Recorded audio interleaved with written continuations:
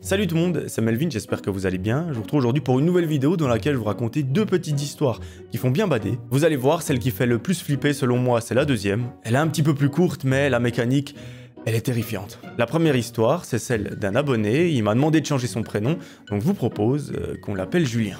À cette époque de sa vie, Julien nous raconte que tout va pour le mieux. Il est assez jeune, il a 16 ans, il vient de commencer un apprentissage. Alors, il a eu quelques semaines au début où c'était un petit peu compliqué de s'intégrer, de se faire de nouveaux potes, mais au bout d'un certain temps, il a commencé à trouver des gens avec qui il s'entendait parfaitement bien, et ça, c'est super cool. Parce que oui, généralement, les débuts d'apprentissage, quand on change de classe, etc., c'est un petit peu compliqué. Ça peut être des périodes pas faciles à vivre, et là, je suis content de savoir que Julien, lui, ça lui a pris que quelques semaines. Au niveau de sa famille, tout va pour le mieux, au niveau social également, mais par contre, au niveau de la santé, vous allez voir, Julien, il a eu un petit couac. Et pourquoi j'utilise ce terme? Parce que je sais parfaitement de quoi il s'agit, parce que moi-même, j'en ai souffert. Et oui, un jour, en rentrant de l'école, Julien ressent une petite gêne en bas du ventre, et de mémoire, c'est à droite, et il a qu'une seule hâte, c'est de rentrer à la maison et de se poser dans son lit. Parce qu'en fait, la douleur, elle a commencé en début d'après-midi, et là, ça commence vraiment à faire mal, et il ne va pas tenir très longtemps. Une fois arrivé à la maison, Julien pose son sac, il aimerait courir dans sa chambre, mais malheureusement, il n'y arrive pas. Il monte les escaliers,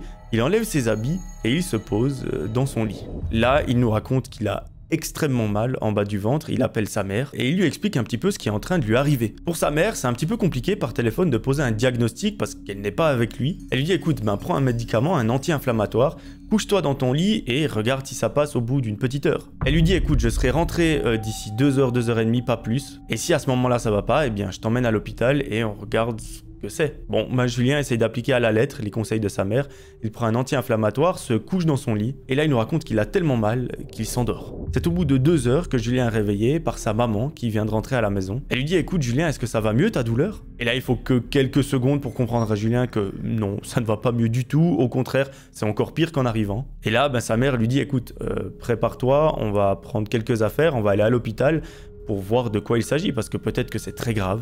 Et effectivement, là, ça a l'air d'être assez grave, parce que Julien ne peut carrément plus lever la jambe. En tout cas, personnellement, moi, ça me rappelle de mauvais souvenirs, parce que c'est exactement le scénario que j'ai eu, et c'était en 2016, sauf erreur. C'était également en rentrant de l'école, et j'ai eu les mêmes symptômes, en mode, à un moment, je ne pouvais carrément plus lever la jambe. Bon, sa mère l'aide à aller jusque dans la voiture, elle le pose, elle prend le volant, et elle file tout droit en direction de l'hôpital. Arrivé là-bas, il se pointe aux urgences, la maman dit à une des infirmières « Écoutez, il a super mal en bas à droite du ventre, j'espère que c'est pas trop grave, mais il faudrait le prendre en charge assez rapidement. » Et lorsqu'elle lui dit qu'il a mal en bas à droite du ventre, l'infirmière, ça lui fait tilt dans sa tête, elle a directement le diagnostic. Pour elle, elle est sûre et certaine à 99% qu'il s'agit d'une appendicite. Et oui, peut-être que vous savez ce que c'est.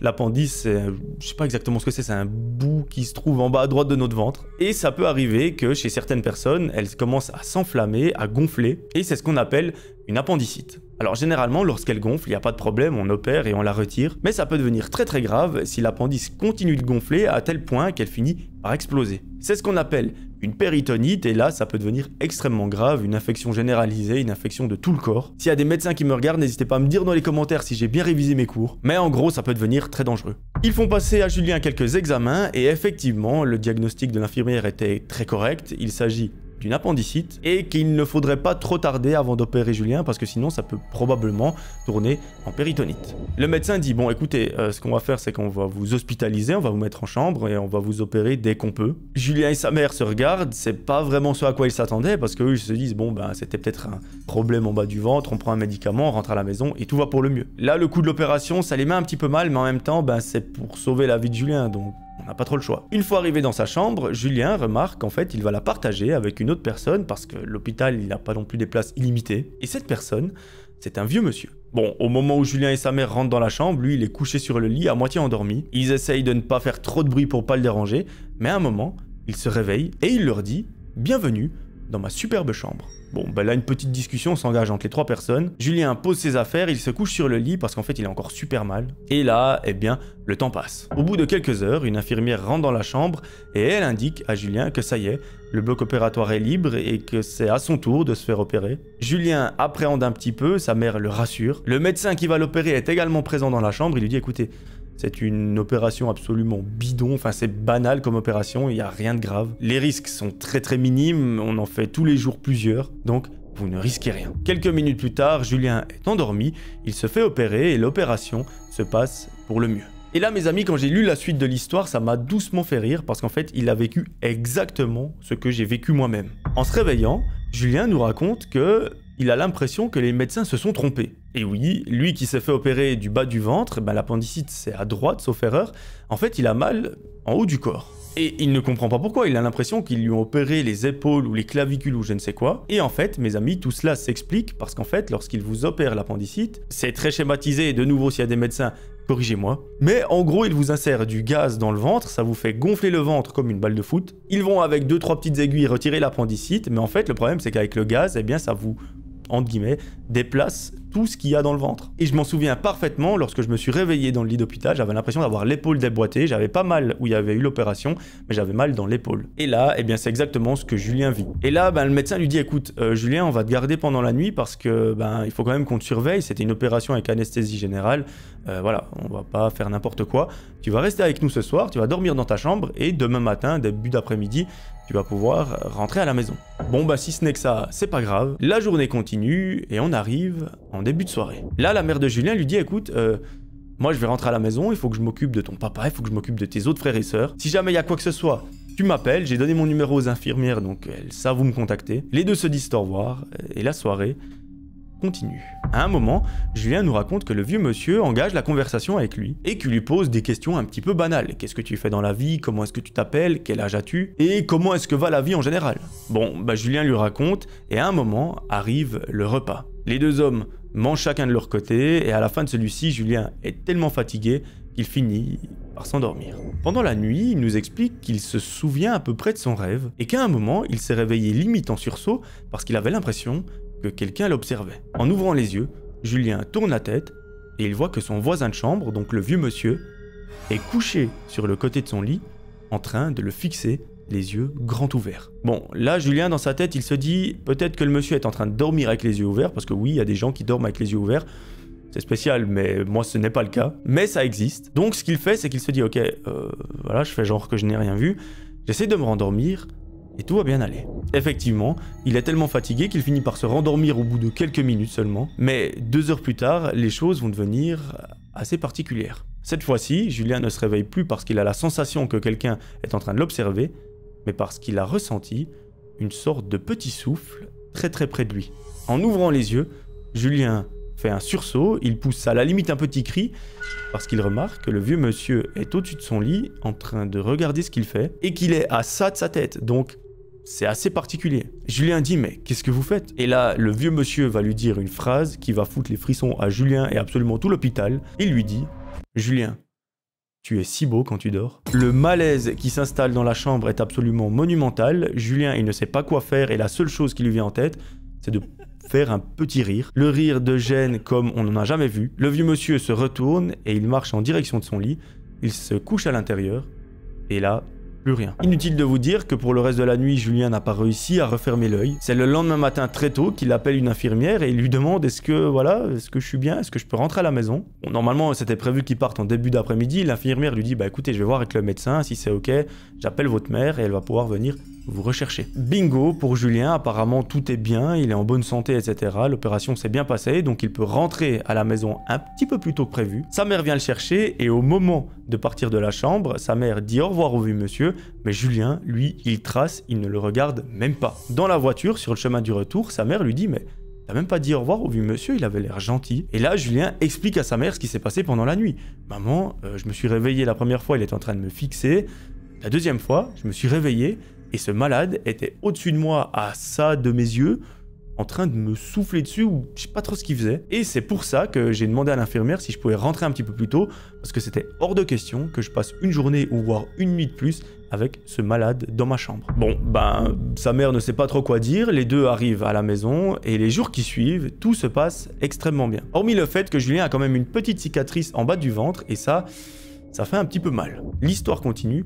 2 semaines après, lorsqu'un soir, Julien est dans sa chambre, il est tellement fatigué qu'il commence à s'endormir, lorsqu'à un moment, il remarque par la fenêtre qui est juste en face de son lit, il y a une sorte d'ombre, et il regarde un petit peu en détail, et cette ombre, c'est celle d'une personne qui a juste la tête qui dépasse de la fenêtre, et qui est en train de le fixer. En reconnaissant la personne qui est en train de le fixer, Julien se fait littéralement dessus. Il a un réflexe, c'est d'être figé dans son lit et de ne rien pouvoir dire, parce qu'en fait, vous vous doutez bien, la personne qui est devant sa fenêtre, eh bien, c'est le vieux monsieur qui était présent avec lui à l'hôpital. Au moment où le vieux monsieur capte que Julien l'a remarqué, il part. Julien, lui, il est limite sous sa couverture tellement il ne peut plus bouger. Il est juste paralysé par la peur et c'est absolument effrayant. À un moment, il arrive à pousser un cri dans toute la maison. Son père descend en courant les escaliers, il vient voir ce qui se passe. Il trouve Julien dans son lit, absolument apeuré, en train de trembler. Et au bout de quelques minutes, Julien arrive à reprendre ses esprits, à lui expliquer ce qui s'est passé. Son père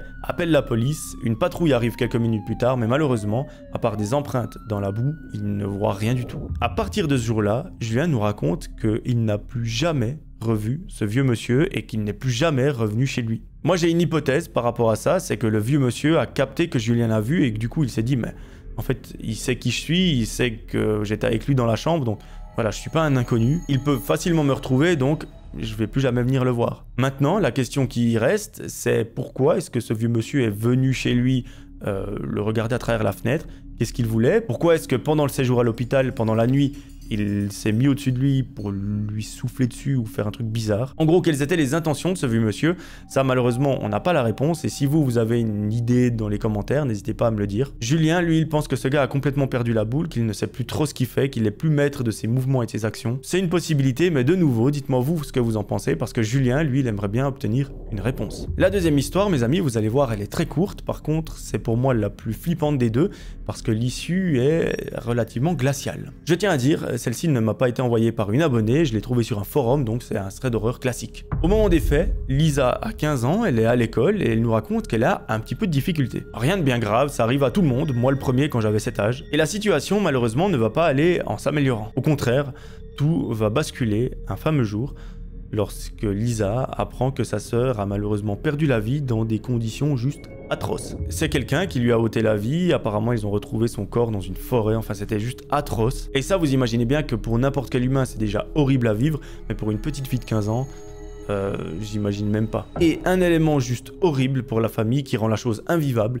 c'est que la police n'a malheureusement jamais mis la main sur l'auteur des faits. Il y a quelques indices, des traces de pas, des choses comme ça, mais ça ne permet pas de remonter la trace de l'auteur. Et ça, pour la famille, c'est juste invivable. L'histoire commence 3 ans après les faits, lorsque Lisa a 18 ans, et les événements sont passés. Par contre, elle a encore une peine incroyable dans le cœur, et parce que c'est sa sœur et qu'elle lui manque. Elle pense à elle absolument tous les jours. Et au niveau de sa scolarité, eh bien, les difficultés, elles sont toujours présentes. Lisa a commencé des études, et dans certaines matières, elle a beaucoup de difficultés. C'est pourquoi elle a fait appel à quelqu'un pour lui donner des cours de soutien. Et ça, mes amis, c'est déjà une chose extrêmement bien et une preuve de courage absolument immense parce qu'elle reconnaît qu'elle a des difficultés. Donc si vous, à l'école, vous avez des difficultés, ne vous dites pas je suis nul, je suis moins bien que les autres. Ça arrive à absolument tout le monde et au contraire, reconnaissez vos difficultés, cherchez de l'aide. Il y a des gens qui sont spécialisés pour ça et ce n'est en tout cas pas une honte. Après quelques temps, à publier des annonces, Lisa reçoit le message d'une personne qui lui dit écoutez, je suis spécialisé dans les matières où vous avez des difficultés et je serais ravi de vous aider. Bon, Lisa prend contact avec cette personne, c'est un garçon de 29 ans, et il a l'air super sympa. Le feeling semble matcher parfaitement entre les deux, le garçon prend rendez-vous avec Lisa pour lui donner du soutien. Mais pour la 3e séance, les choses vont un petit peu changer. Le garçon écrit un message à Lisa en lui disant « Écoute, aujourd'hui je ne peux pas venir chez toi, par contre, est-ce que toi tu pourrais venir chez moi? Je me sens pas très bien, ça m'arrangerait. » Lisa, elle est très proche de sa mère, elle lui explique un petit peu ce qui se passe, elle lui dit « Écoute, ce mec m'a proposé d'aller chez lui pour donner les cours de soutien, je suis pas très à l'aise avec l'idée, qu'est-ce que toi t'en penses ?» Et sa mère lui dit « Ben ouais, c'est vrai que c'est assez bizarre. » Lisa refuse la proposition du garçon et lui dit « Bah écoute, pas de soucis si t'es pas bien, on fait la semaine prochaine, repose-toi bien, soigne-toi bien et on se voit bientôt. » Elle nous explique que cette situation, elle dure sur plusieurs semaines et qu'à chaque fois, ça s'empire. Au début, le garçon lui propose de venir chez lui. Ensuite, il va chez elle, mais il a des regards assez insistants, c'est très malaisant. Et surtout, pour Lisa, c'est super oppressant. Elle en parle chaque fois à sa mère et à un moment, sa mère lui dit « Mais écoute, si vraiment une fois il ose poser la main sur toi ou qu'il fait un truc bizarre, tu me dis et on appelle la police. » Et malheureusement, sa mère avait un petit peu pré-shot le truc parce qu'en fait, la séance d'après, le garçon va essayer de faire des avances physiques à Lisa. En rentrant à la maison, elle est en pleurs, sa mère lui demande « Mais qu'est-ce qui s'est passé ?» Elle lui explique tout ce qu'il y a eu et là, sa mère, elle n'hésite pas, elle a eu le très bon réflexe, elle prend le téléphone et elle appelle la police. Elle donne tous les détails, toutes les infos à l'officier et à partir de là, une enquête est menée. Et vous allez voir, cette enquête va aller bien plus loin que ce qu'on pourrait imaginer. La police s'est rendue au domicile du jeune homme pour lui poser quelques questions. Et là, les policiers ont profité pour avoir des réponses assez précises sur ce qu'ils attendaient. Et à un moment, le garçon a donné une réponse à laquelle les policiers ne s'attendaient pas du tout. Heureusement, un des officiers a eu un déclic et il a dit « Ce gars-là, on va l'embarquer au poste, il faut qu'on prenne des empreintes, etc. » Je sais pas, c'est louche. Et il a eu un bon flair parce que quelques jours après, les résultats des empreintes sont arrivés au commissariat. Et en les comparant avec la base de données des criminels et des enquêtes non résolues, il y a eu une affaire dans laquelle ces empreintes ont été retrouvées. Et cette affaire, mes amis, vous savez très bien de laquelle je parle, c'est le tragique meurtre de la sœur de Lisa. En fait, on découvrira plus tard que le gars qui donne des cours de soutien à Lisa est le meurtrier de sa propre sœur, et qu'en fait, les intentions derrière les cours de soutien, c'était pas pour l'aider, c'était tout simplement pour lui ôter la vie également, parce qu'en fait, ce mec est complètement dérangé, il est complètement fou. Heureusement, par le plus grand des hasards, la police a réussi à mettre la main dessus quelques années après, et autant vous dire que Lisa, elle était déjà anéantie par la perte de sa sœur, mais en rajoutant le fait de se dire, mais ça aurait pu aussi m'arriver à moi, parce que j'avais en face de moi la personne qui a ôté la vie de ma propre sœur, et j'imagine pas dans quel état Lisa doit être. C'est juste inhumain, c'est invivable pour une personne qui a à peine 18 ans. Franchement, j'ose pas imaginer, c'est pour ça que pour moi, cette histoire, c'est la plus glauque, peut-être même que j'ai racontée sur la chaîne. Et s'il y a bien une seule chose qu'on peut faire, c'est de prier pour Lisa, de prier pour qu'elle ait une bonne vie par la suite, parce que jusqu'à maintenant, pendant les 18 premières années de sa vie, c'était pas le cas. En tout cas, Lisa, si tu passes sur cette vidéo, j'ai des doutes, mais ça peut arriver. Eh bien, sache qu'on te souhaite tout le bonheur, on te souhaite vraiment d'avoir une belle vie comme tu le mérites. Et en tout cas, on est content que cette personne ne voit plus la lumière du jour de toute sa vie. Voilà, c'est la fin de cette histoire. Elle était un petit peu glauque, je suis désolé, je sais pas trop comment vous vous sentez maintenant. À nouveau, c'est une histoire sur un forum, on prend avec des pincettes, on ne sait pas si c'est vrai. Mais j'ose imaginer que de toute façon, même si celle-ci n'est pas vraie, eh bien ça s'est déjà passé à quelque part dans le monde. Et même si c'est pas vrai, j'espère que l'histoire vous aura plu quand même. Si c'est le cas, n'hésitez pas à me mettre un commentaire, à venir me suivre sur Instagram, je vous pose des stories tous les jours, je réponds aux DM. Ça prend un petit peu de temps, mais c'est toujours le cas. Et voilà, moi je crois que je vous ai tout dit, je vous retrouve très vite pour une nouvelle vidéo. D'ici là, j'aimerais que vous preniez soin de vous. C'était Melvin, ciao tout le monde.